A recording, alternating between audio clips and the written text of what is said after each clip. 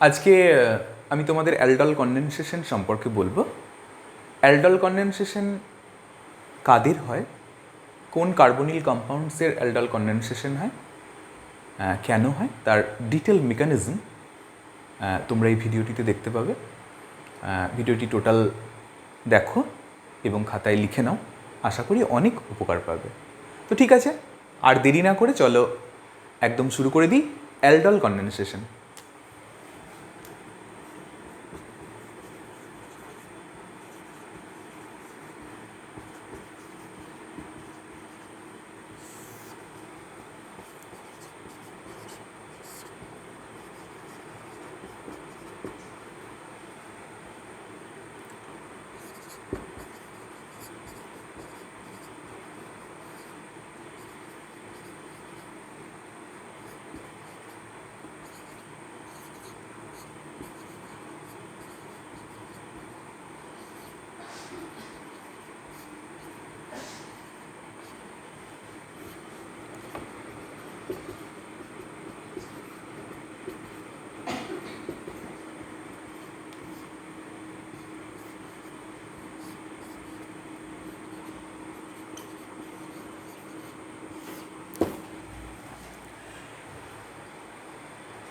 In 1872, Wurtz first introduced the aldol condensation.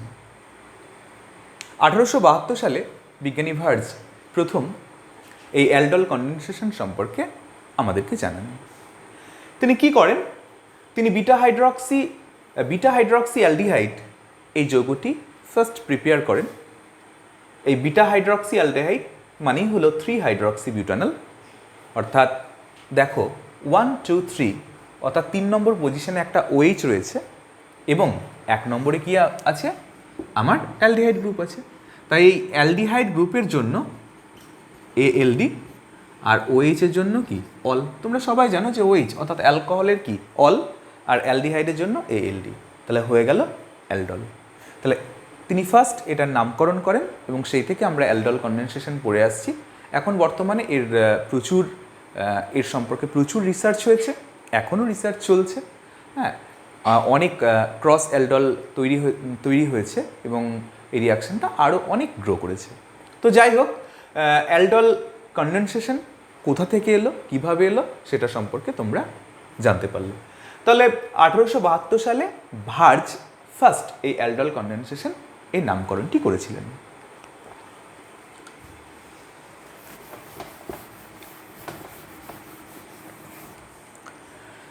এখন আমি তোমাদেরকে বলবো যে এই অ্যালডল কনডেনসেশন করতে গেলে তোমাদেরকে কী কী বিষয় লক্ষ্য রাখতে হবে। নাম্বার 1, প্রথমেই যেটা জানতে হবে সেটা হচ্ছে অ্যালডল কনডেনসেশন কাদের হয়। তো অ্যালডল কনডেনসেশন সেই সমস্ত কার্বনিল কম্পাউন্ডদের হয় যাদের আলফা হাইড্রোজেন আছে, অর্থাৎ 1 নম্বর আলফা হাইড্রোজেন অ্যাটমস আছে এমন কার্বনিল কম্পাউন্ডস। তাহলে আলফা হাইড্রোজেন পরমাণু আছে এমন কার্বনিল যৌগের অ্যালডল কনডেনসেশন হয়। এখন প্রশ্ন হচ্ছে এই কার্বনিল কম্পাউন্ডগুলো, এই যে আলফা হাইড্রোজেন আছে এমন কার্বনিল কম্পাউন্ডগুলো কি কি টাইপের হতে পারে? The aldol condensation can occur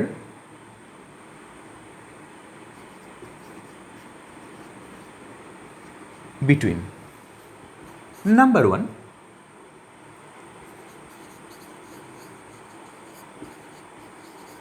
aldehydes. These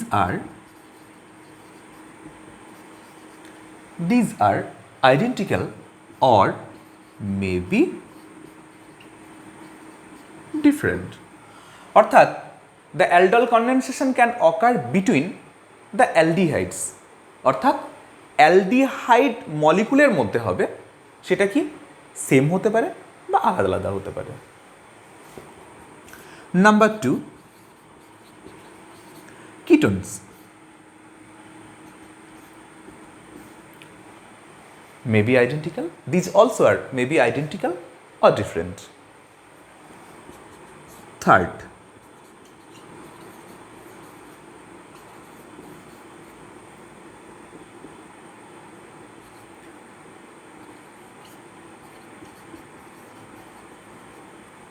an aldehyde and a ketone. তো আলফা হাইড্রোজেন পরমাণু আছে এমন কার্বনিল কম্পাউন্ডসদেরই অ্যালডিহাইড মানে অ্যালডল কনডেনসেশন হয়। এখন প্রশ্ন হচ্ছে কার্বনিল কম্পাউন্ডগুলো কী ধরনের হতে পারে? কার্বনিল কম্পাউন্ডগুলো হতে পারে অ্যালডিহাইড মলিকুলস, তার আবার কী হতে পারে? সেম হতে পারে বা ডিফারেন্ট হতে পারে। কিটোন হতে পারে, তারাও মানে সেম হতে পারে, ডিফারেন্ট হতে পারে। আর একটা অ্যালডিহাইড এবং আর একটি কিটোন হতে পারে।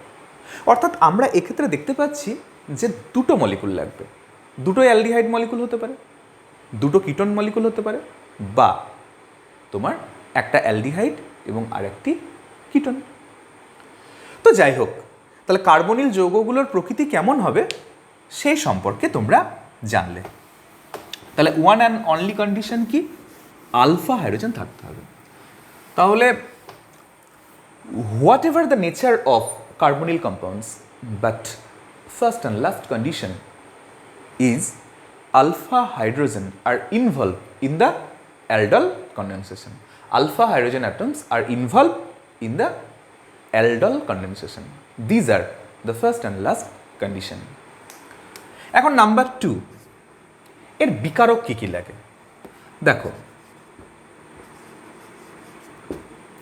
diluted NaOH or KOH or Na2CO3 or BaOH তার উল্টো। দেখো তাহলে ডাইলিউটেড NaOH অর্থাৎ লঘু সোডিয়াম হাইড্রোক্সাইড, পটাশিয়াম হাইড্রোক্সাইড বা সোডিয়াম কার্বনেট বা বেরিয়াম হাইড্রোক্সাইড, এইগুলোর মধ্যে যে কোনো একটা দিলেই তোমার অ্যালডল কনডেনসেশন হবে। তাহলে আর একবার জাস্ট রিয়াকশন সম্পর্কে মনে করিয়ে দিই যে 1872 সালে বিজ্ঞানী ভার্জ এই অ্যালডল কনডেনসেশন প্রথম নামকরণ করেন। কেন নামকরণ করেন না, তো তিনি বিটা হাইড্রক্সি অ্যালডিহাইড অর্থাৎ 3 হাইড্রক্সি বিউটানল এই যৌগটি ফার্স্ট আবিষ্কার করেছিলেন। এবং আবিষ্কার করার পরে তিনি ওখানে দেখেছেন যে একটা অ্যালকোহলিক গ্রুপ রয়েছে, একটা অ্যালডিহাইড গ্রুপ রয়েছে, তাই অ্যালকোহলের জন্য অল আর অ্যালডিহাইডের জন্য ALD অর্থাৎ অ্যালডল, এই হিসাবে তিনি ওই যৌগটির নাম দেন অ্যালডল। যাই হোক, এখন সেটা সম্পর্কে অনেক কাজ হয়ে গেছে। তো আমাকে জানতে হবে যে অ্যালডল কনডেনসেশন কাদের হয়? অ্যালডল কনডেনসেশন কার্বনিল কম্পাউন্ডদের হয় যাদের আলফা হাইড্রোজেন রয়েছে। অর্থাৎ কিটোন বা অ্যালডিহাইড এদের অ্যালডল হয়, কিন্তু তাদের আলফা হাইড্রোজেন পরমাণু থাকতে হবে। কার্বনিল কম্পাউন্ডগুলো কী ধরনের হতে পারে? দুটো অ্যালডিহাইড মলিকুলের মতো হতে পারে, সেটা আবার ডিফারেন্ট হতে পারে, আবার সেম হতে পারে। দুটো কিটোন মলিকুলসের মধ্যে হতে পারে, সেটা আবার ডিফারেন্ট হতে পারে, আবার সেম হতে পারে। আবার একটা অ্যালডিহাইড এবং একটা কিটোনের মধ্যেও হতে পারে। হোয়াট এভার দ্য কন্ডিশন মানে whatever the nature of carbonyl compounds, but alpha hydrogen কি থাকতেই হবে, alpha hydrogen is must there. যাই হোক, আর একবার লাস্ট যেটা বললাম সেটা হচ্ছে বিকারক। বিকারক কী কী না, তো বিকারক এখানে ডাইলিউটেড NaOH, KOH, Na2CO3 আর BaOH তার উল্টো। আশা করি অ্যালডল সম্পর্কে তোমরা সব কিছু বুঝতে পেরেছ। তাহলে এইবার আমরা চলে যাব মেকানিজম।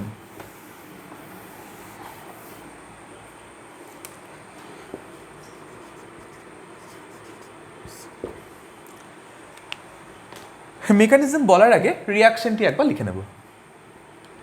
আমি দু অণু আমি অ্যাসিটালডিহাইড নিলাম, CH3CHO। এখানে আমি কি দেব? ডাইলিউটেড NaOH দিলাম।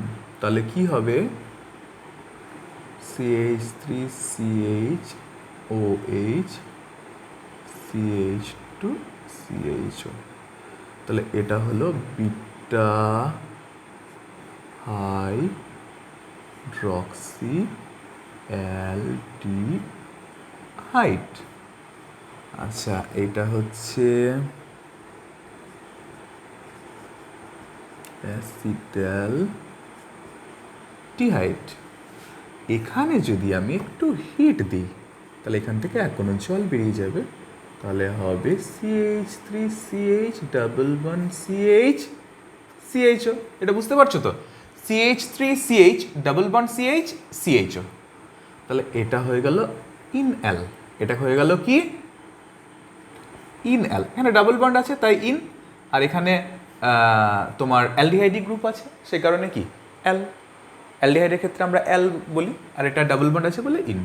তো যাই হোক, এটার নামকরণ তুমি করতে পারো। এটার নাম কি হবে 1 2 3 4, তাহলে বিউট 2 ইন আর 1 অ্যাল, তাহলে বিউট 2 ইন 1 অ্যাল এটা তৈরি হবে। ঠিক আছে, চলো তাহলে মেকানিজমে আমরা চলে যাই। তাহলে মোটামুটি এই যে বেস ক্যাটালাইজ যে অ্যালডল কনডেনসেশনের যে মেকানিজম, সেই মেকানিজমকে আমরা দুভাগে ভাগ করতে পারি।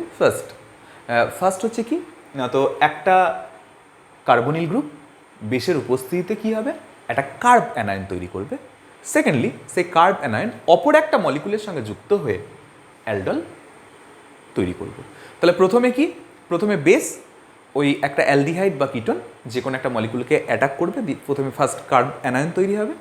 যেই তৈরি হয়ে গেল, সে আবার অপর একটা মলিকুলের সঙ্গে যুক্ত হয়ে অ্যালডলে কনভার্ট হবে। তো যাই হোক, এবার মেকানিজমে চলে আসি। তাহলে এখানে আমি কি অ্যাসিটালডিহাইড নিয়েছি, তাহলে নিয়ে নিলাম।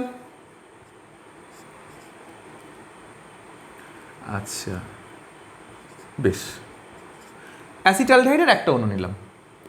এটাকে আমি একটু খুলে লিখি।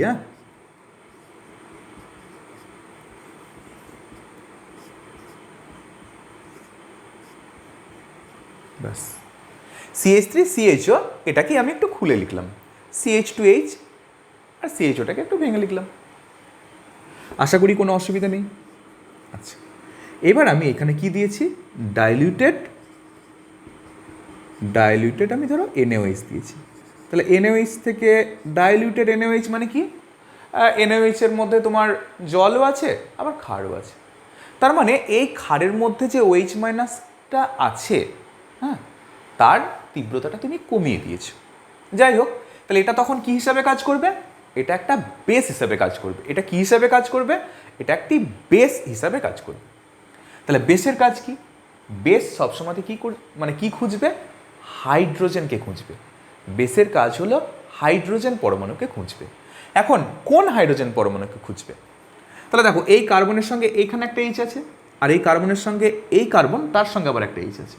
তাহলে দেখে নিই, আমরা দেখতে পাচ্ছি এই যে CHO সেটা হলো একটা ইলেকট্রন উইথড্রয়িং গ্রুপ। CHO মানে হচ্ছে এটা হচ্ছে একটা ইলেকট্রন উইথড্রয়িং গ্রুপ। কেন না, তো এখানে ডাবল বন্ডেড মানে অক্সিজেন লেগে আছে, অক্সিজেন হচ্ছে তীব্র ইলেকট্রোনেগেটিভ মৌল। তাহলে এর কাছ থেকে হাইড্রোজেন নিতে পারবে না, তার কারণ এই টোটালটাই তো একটা ইলেকট্রন উইথড্রয়িং গ্রুপ। তাহলে এর ঠিক পরের কার্বনটাকে বলা হয় আলফা কার্বন, অর্থাৎ এটা হলো একটা গ্রুপ, অ্যালডিহাইডিক গ্রুপ। তাহলে এর ঠিক পরের কার্বনটা হচ্ছে আলফা কার্বন। তাহলে এইটা যদি একটা ইলেকট্রন উইথড্রয়িং সিস্টেম হয়, তাহলে কি ইলেকট্রন এদিকে টানছে, তাহলে কি ডেল্টা পজিটিভ, হালকা ডেল্টা পজিটিভ। তাহলে যদি ডেল্টা পজিটিভ হয়, তাহলে এর মধ্যে যে হাইড্রোজেনগুলো লেগে আছে সেগুলো কি, এটা হচ্ছে alpha hydrogen. These are highly acidic. তাহলে এই যে অ্যাসিডিক হাইড্রোজেন, সে কে ধরবে, OH মাইনাস ধরবে। তাহলে এই OH মাইনাস এসে এই Hটাকে ধরলো।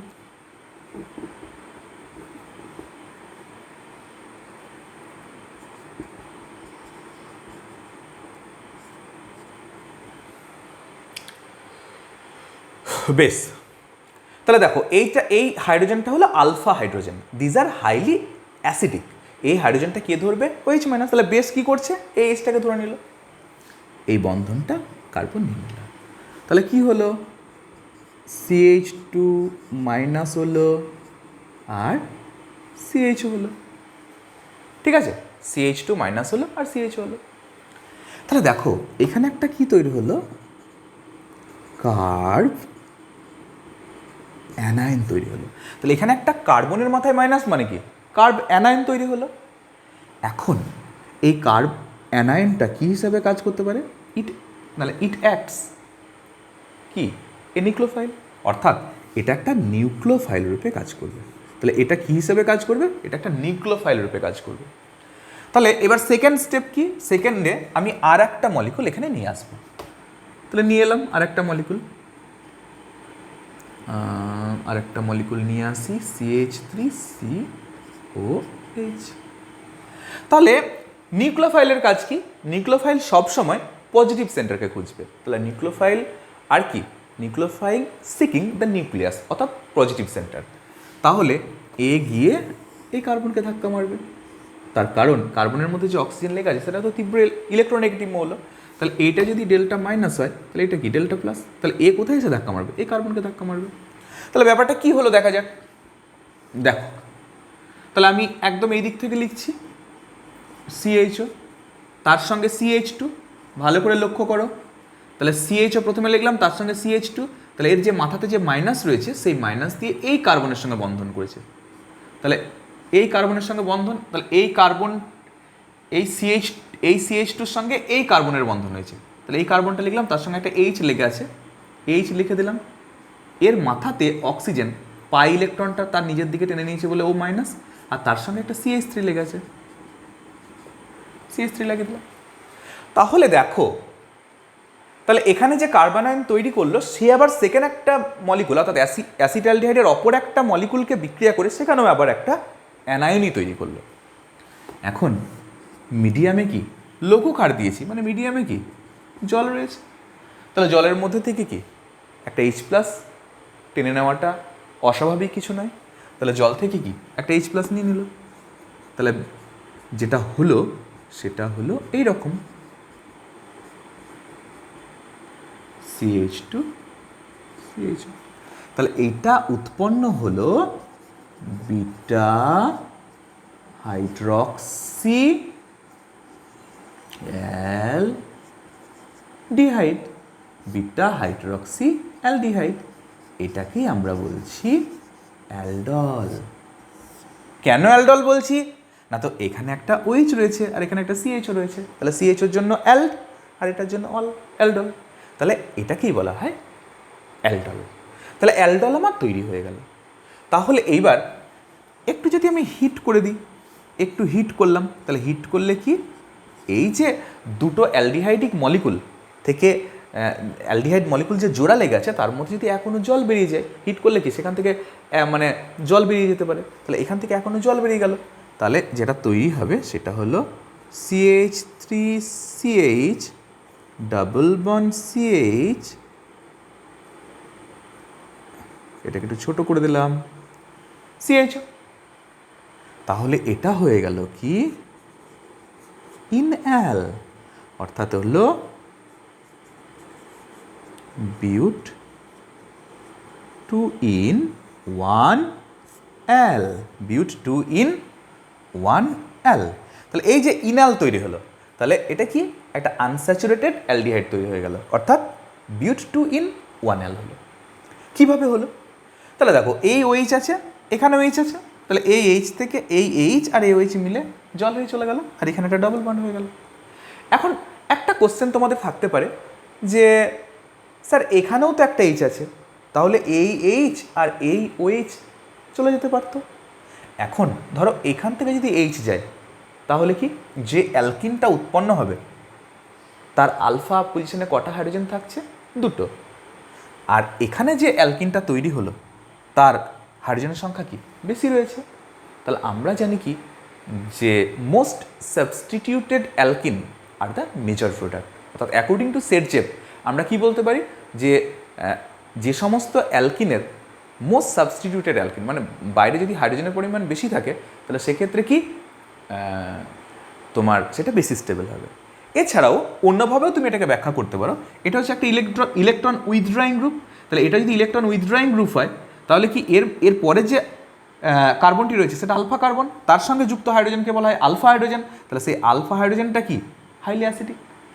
কেন না? তো এ তো ইলেকট্রনকে টানছে, তাহলে এটা ডেল্টা পজিটিভ, তাহলে হাইড্রোজেনটা কি অ্যাসিডিক, তাহলে এই Hটাই বেরোবে, এটা নয়। তখন এটা অ্যাসিডিক বলে কি এই H আর OH মিলে কী হয়ে যাবে জল হয়ে চলে যাবে। তাহলে আমরা এটাকে একটু খুলে লিখে দিই, বাস।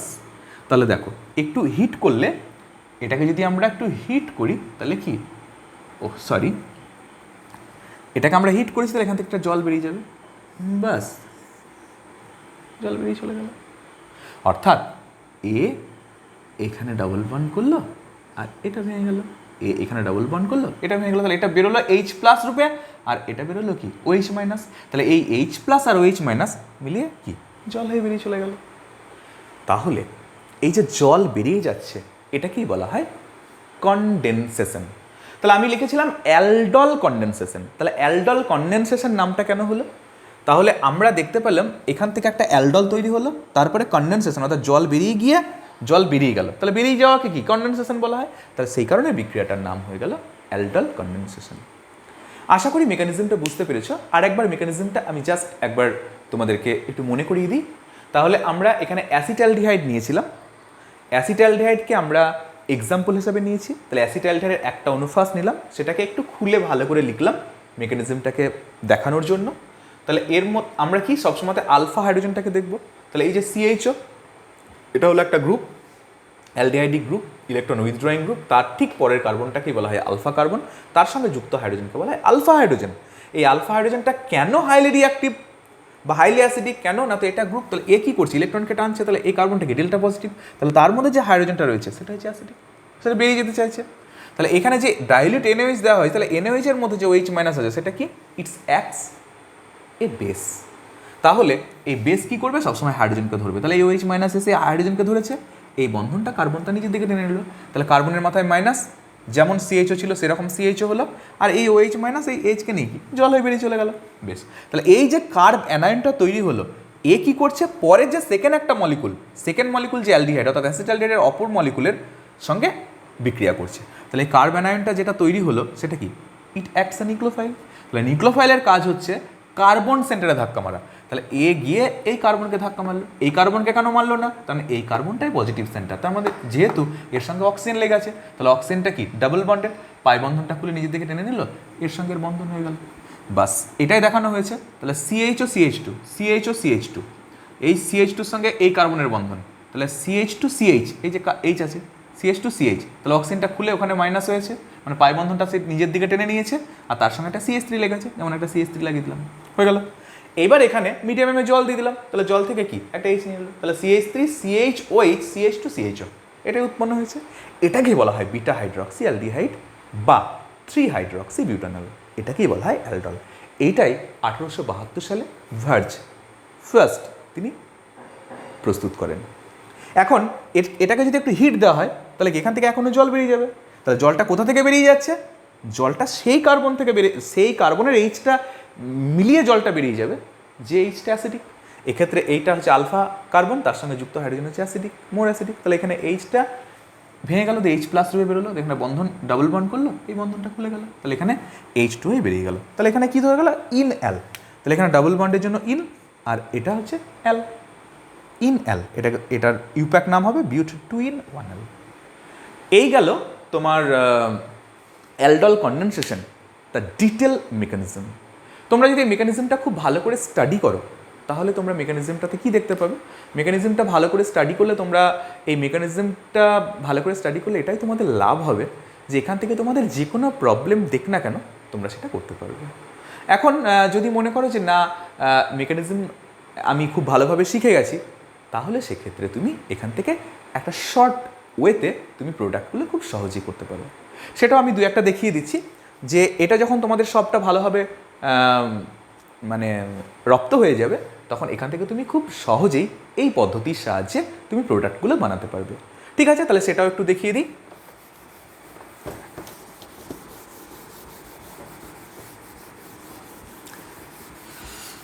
এক মিনিট।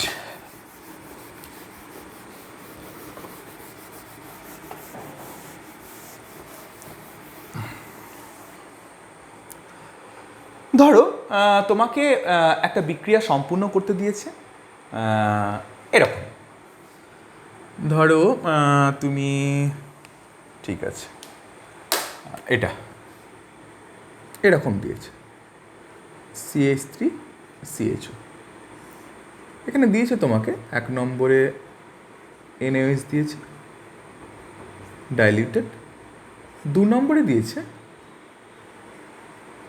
হিট। তুমি কি করবে? এখানে দুটো মলিকুল দেওয়া থাকতে পারে, আবার একটাও দেওয়া থাকতে পারে। যদি একটা দেওয়া থাকে তাহলে তোমাকে অপর একটা ইউনিট তোমাকে কিন্তু ধরে নিতে হবে, আর যদি দুটো দেওয়া থাকে ভালো কথা, বেশিরভাগ ক্ষেত্রে একটাই দেওয়া থাকে। তাহলে সেক্ষেত্রে আমরা এই বিক্রিয়াটা খুব সহজেই কিভাবে করতে পারবো দেখে নেওয়া যাক।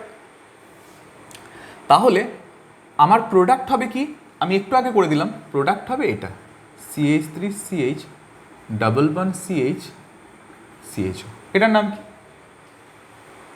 বিউট 2 in 1L, বিউট 2 in 1L, বিউট 2 in 1L। তাহলে এটা আমি কিভাবে করব? জাস্ট এদিকে একটু দেখিয়ে দিই।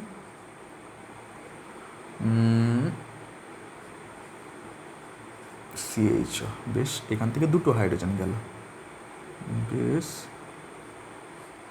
দুটো হাইড্রোজেনকে একটু খুলে লিখলাম, CH3CHO এটাকে খুলে লিখলাম একটু, বেশ।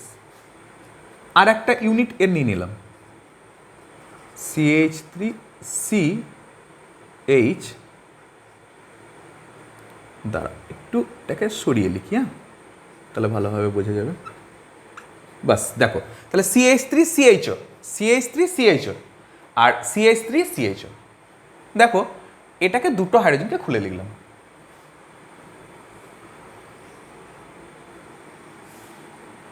বাস, এই সেম রিয়েজেন্ট দিলে কি হবে, এখান থেকে এখনো জল তাড়িয়ে দেবো, বাস আমার প্রোডাক্ট হয়ে গেল। CH3CH, দুটো এইচকে তুমি দুটো হাইড্রোজেন কি সিগমা বন্ধনের মাধ্যমে যুক্ত আছে, এখানে একটা পায় একটা সিগমা, তাহলে এটা ডবল বন্ডেডও, আর এখানেও দুটো বন্ধন আছে, বাস ডাবল বন্ড CH হয়ে গেল। তাহলে দেখো আমরা টোটাল এই মেকানিজম করলাম, জানলাম, তারপরে এই প্রোডাক্টটা পেলাম, কিন্তু এখানে খুব সহজেই তুমি এটা পেয়ে যাচ্ছ। তাহলে এটা 1 নম্বর হয়ে গেল। নাম্বার 2, ধরো তোমাকে দিয়েছে CH3CO CH3, এখানে তোমাকে কি করতে দিয়েছে, এখানে দিয়েছে 1 নম্বরে দিয়েছে KOH, ডাইলিউটেড KOH দিয়েছে, 2 নম্বরে ধরো হিট দিয়েছে। প্রোডাক্ট কি হবে? একদম সেম। আমি কি করব? আমি একদম কিচ্ছু করব না, খালি খুলে লিখে দেবো বাস। একটা CO, এটার সঙ্গে এটা লাগিয়ে দিলাম, CH3 একটা খুলে লিখলাম, আলফা হাইড্রোজেন, হ্যাঁ শুধু আলফা হাইড্রোজেনটা, এখানে আলফা হাইড্রোজেন, তাহলে এটা হচ্ছে আলফা, খুলে লিখে দিলাম। এবার আর একটা কার্বনিল গ্রুপকে নিয়ে আসবো, CH3CO CH3, মানে দু অণু অ্যাসিটন, অ্যাসিটনের একটা ইউনিট দেওয়া আছে, মানে এখানে দুটোই দেওয়া আছে, ধরে নাও দুটো করে দেওয়া আছে, তাহলে কি এই দুটো ইউনিটকে এইভাবে লিখলাম, বাস দেখো, শুধু এখনো জল তাড়িয়ে দাও, দেখো প্রোডাক্ট হয়ে গেছে।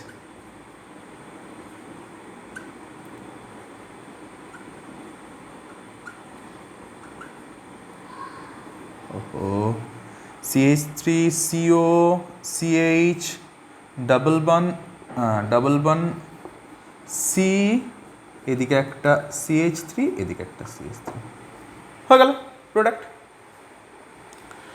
এখন 3 নম্বর, তোমাকে ধরো এটা দিল CH3CH2CO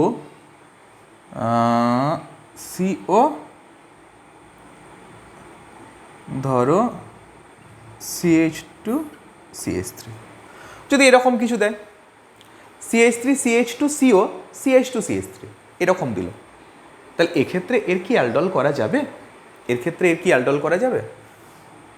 এই যে কিটো গ্রুপ, তার সঙ্গে কি এগুলো হচ্ছে আলফা হাইড্রোজেন, তার মানে এর অ্যালডল করা যাবে। বাস, এর দুটো ইউনিট নিয়ে নাও, এখানে এটা আছে, তো এটাকে আমি এদিক করে দিলাম, প্লাস এইখানে তুমি যে কোনো একটা পজিশনে নিয়ে নাও, তাহলে এইচ,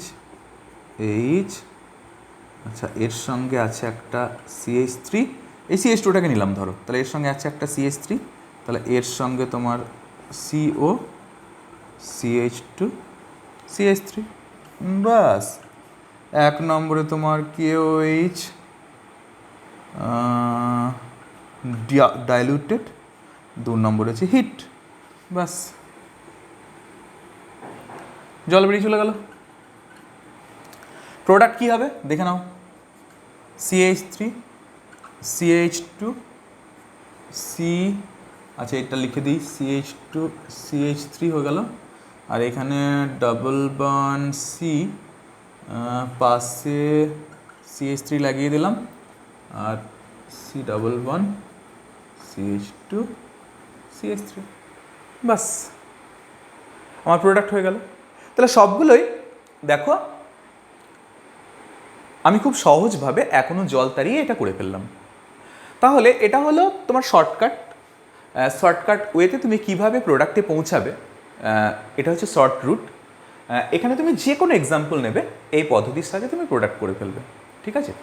কিন্তু এটা তো শর্ট রুট, এটা তো তোমরা করবেই, কিন্তু এর আগে যে মেকানিজমগুলো বললাম বা যেটা সম্পর্কে তোমাদেরকে এতক্ষণ ধরে পড়ালাম, সেটা আশা করি সবাই ভালোভাবে পড়বে, খাতায় লিখে নেবে, বারবার প্র্যাকটিস করবে। আশা করি অ্যালডল সম্পর্কে তোমাদের আর কোনো রকম প্রবলেম হবে না। এরপরে আবার দেখা হবে ক্রস অ্যালডল বা পরের কোনো নেম রিয়াকশন নিয়ে। এখন এই পর্যন্তই।